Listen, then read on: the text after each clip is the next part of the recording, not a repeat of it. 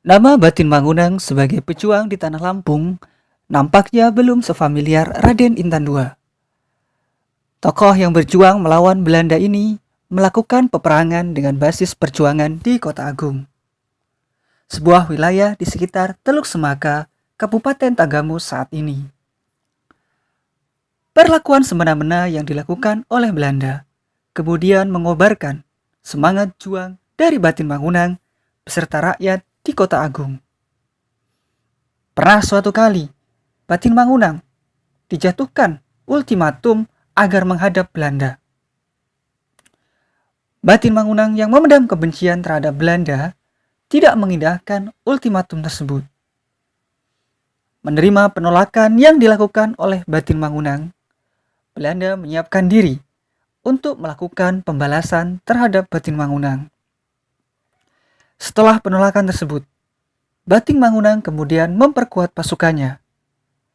Setelah menyingkir ke Kampung Cundung, Batin Mangunang berhasil menghimpun kekuatan sebanyak 300 prajurit.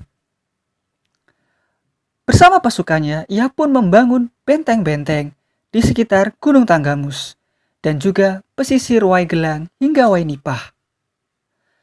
Dalam peperangan itu, Batin Mangunang menerapkan strategi khusus yang disebut dengan Ranjau Sumatera.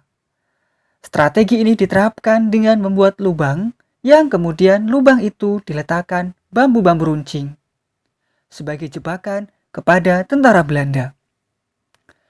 Pada suatu kali, bersama pasukannya ia melakukan serangan terhadap Belanda yang berkedudukan di Teluk Betung. Operasi militer silih berganti dilakukan Belanda untuk menangkap Batin Mangunang. Kegagalan Letnan Gertner dan Franchise dalam menangkap Batin Mangunang membuat Belanda semakin geram.